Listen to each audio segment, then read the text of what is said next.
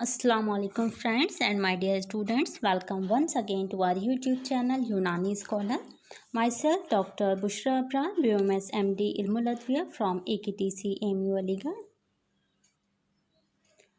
Okay friends, हम लोग पढ़ रहे हैं मिनरल ओरिजिन ड्रग्स अद्विय मादनियाँ।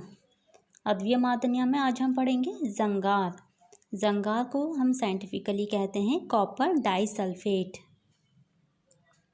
जंगार को कई मुतरादिफ नाम से जाना जाता है, जैसे इसको जंजार भी कहते हैं अरबी में, और इसे तामड़ झंगार कहा जाता है गुजराती में, और इसे इंग्लिश में वर्डिग्रिस भी कहते हैं। अब चलिए इसकी माहियत हम समझ लेते हैं। जंगार क्या है? तो जंगार दरअसल ये तांबा जो होता है, ये तांबे का जंग है। ये कुदरती तौर पर भी पैदा होता है जंगार, जो तांबे की कानें होती हैं, ये तांबे की कान से निकलता है कुदरती तौर पर, लेकिन इसको मसनूई तौर पर यानी आर्टिफिशियल अभी इसको तैयार करते हैं, बनाते हैं। इसको तांबे और सिरके को मिलाकर आर्टिफिशियली तैयार किया जाता है। यूनानी अतिब्बा ने इसके बनाने की कई तरकीबें बयान की हैं, जैसे तांबे के पतले पतले पत्थर बनाकर यानी इसकी बारीक बारीक स्लाइसिंग करके तांबे को सिरके में डालकर ज़मीन में, जहाँ की ज़मीन नम होती है, उसमें गाड़ दिया जाता है। तो 2-3 दिन के बाद जब उसे निकालेंगे तो ये जंगार बन जाएगा। इसके अलावा भी कई तरीक़े बयान किए हैं अतिब्बा ने, जैसा कि इसका कलर देख रहे हैं, ये हल्का सा ये ब्लूइश कलर का होता है, ये बहुत ज़्यादा डार्क ब्लू नहीं होता है, और इसका जायका कसीला होता है।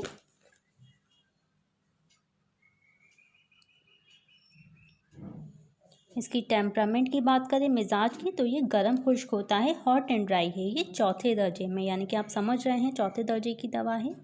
तो ये एक तरह से ये जहर के तौर पर काम करेगी। अगर इसको हम इंटरनली, अगर बिना इसे मुदब्बर के मरीज़ को देंगे तो ये एक जहर है, समझ लीजिए।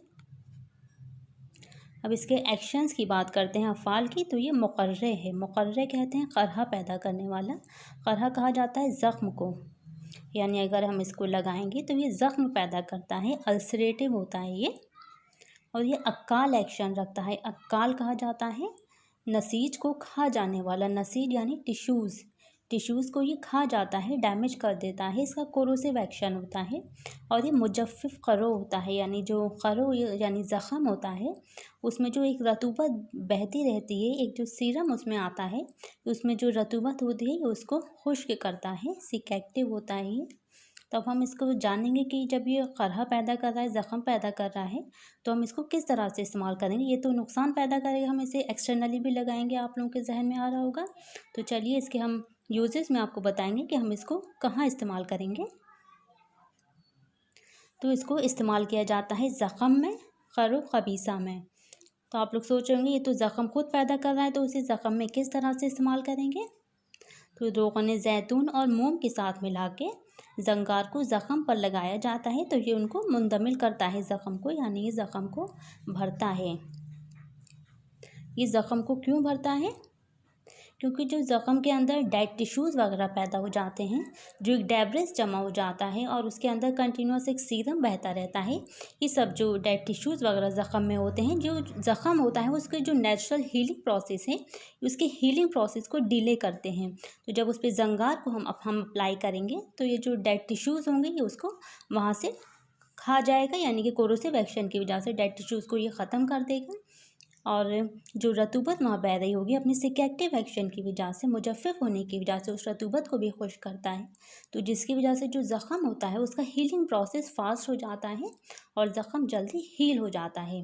तो हम इसका ये जो क़रहो वाला एक्शन है, ये हम इसके डेड टिश्यूज़, जो ख़राब टिश्यूज़ हैं हमारी स्किन के, हमारी सरफेस पे, बॉडी पे, कहीं पे भी ज़ख़म है, तो इन टिश्यूज़ को ये डैमेज करने के लिए हम इस्तेमाल करेंगे। इसके हेल्दी टिश्यूज़ को डैमेज नहीं कराना है।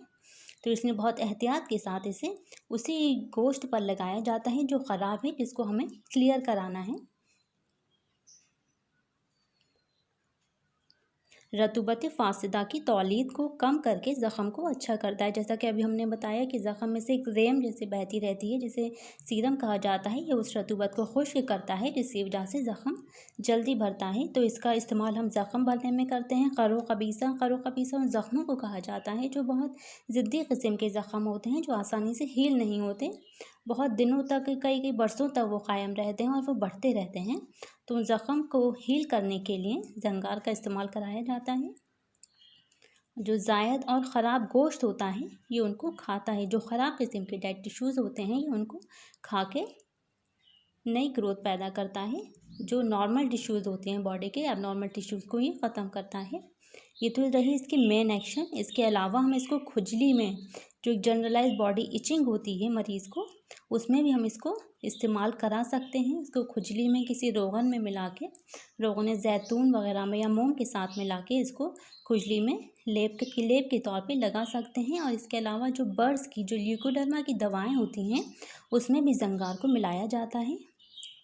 क्योंकि ल्यूकोडर्मा में जो दवाएं हम लोकली इस्तेमाल कराते हैं, एक्सटर्नली जो दाग पे धब्बों पे लगाई जाती है, उसका मकसद यही होता है कि वो दवाएं इरिटेंट होनी चाहिए, उनका कोरोसिव एक्शन होना चाहिए। क्योंकि जो उस एरिया के जो मेलानोसाइट होते हैं, जो मेलानिन, जो ब्लैक पिगमेंट होता है वो पैदा करते हैं, तो वो एकदम डॉर्मेंट स्टेज में वहाँ के मेलानोसाइट पड़े हुए हैं, यानी वो मेलानिन पैदा नहीं कर रहे हैं।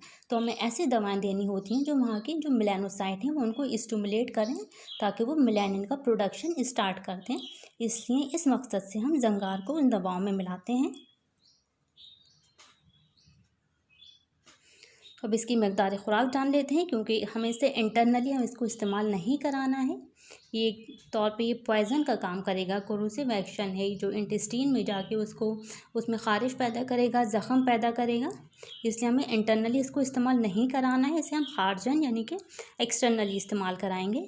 इसलिए इसकी एक फ़िक्स्ड हम डोज नहीं बता सकते, क्योंकि हमें जिस एरिया पे अप्लाई कराना है, जितना बॉडी में ज़ख़म है किसी पर्सन के, उसके अकॉर्डिंग यानी हस्ब ज़रूरत इसकी मकदार खुराक है। मकदार खुराक भी इसे नहीं करेंगे क्योंकि इसे एक्सटर्नली हम लगा रहे हैं। इसके कीमियावी अर्ज़ा, केमिकल कॉन्स्टिट्यूएंट की बात करें तो इसमें केमिकली कॉपर सल्फेट है ये।